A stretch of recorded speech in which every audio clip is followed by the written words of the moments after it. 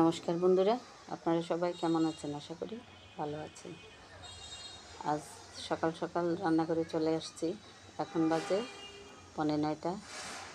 আর আসছি যে কারণে, এটা হলো আমার হাজব্যান্ড আজকে বাড়িতে যাবে, তো উনি বলতেছে ভাত খাবে না। তো আমি জোর করেই এসে রান্নাটা বসিয়ে দিলাম। যে রান্নাটা করা থাকলে হয়তো অল্প কিছু একটু খেয়ে যাবে। তো তাড়াহুড়োর মধ্যে একটু ডাল রান্না করছি, আলু বেগুন একটু ভাজি, লাউয়ের বড়া, কাঁকরোলের বড়া। তো উনি আবার একটু বড়া ভাজি এগুলি মানে ওইলে খুব খেতে স্বাচ্ছন্দ্য বোধ করে।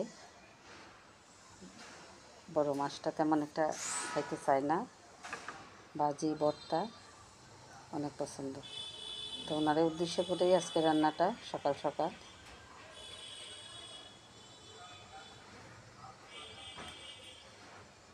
তো আলুটা আগেই একটু দিয়ে দিছিলাম। একসাথে আলু আর বেগুন দিলে বেগুনগুলো একেবারে কেতকেতা হয়ে যায়, এই জন্য দুইটা সময় দিছি, দিয়ে তারপরে পেঁয়াজগুলি দিছি। আর গরম মসুরির ডালের সাথে এই ভাজিটা ভালোই লাগে, লাউ ভাজি, আলু বেগুন ভাজি।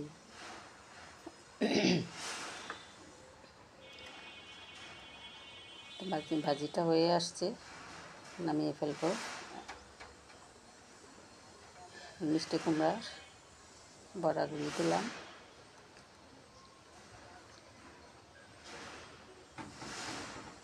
বলছিলাম যে মাছ একটু রান্না করে দিই, একটু নিয়ে যাও আর একটু খেয়ে যাও। না, উনি নিবেও না, খাইবও না। আর গতকালকে কাঁঠালের তরকারি রান্না করে রাখছিলাম আমার কাজের মাসির জন্য, ওই ভিডিওটা তো আপনাদেরকে দিছি।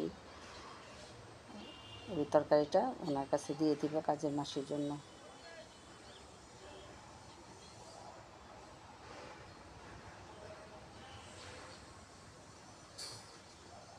কাজের মাসি ফোন করে বলতেছে জর্দা দেওয়ার জন্য, একটু পান খায়, জর্দা লাগে, টুকটাক কিছু দিয়ে দিই বাড়িতে গেলে। তো রান্নাটা শেষ, মানে স্নানে গেছে, স্নান থেকে আসলে তারপরে ওনারে খাবারটা দিব। এখন বাজে 10:30 মতো।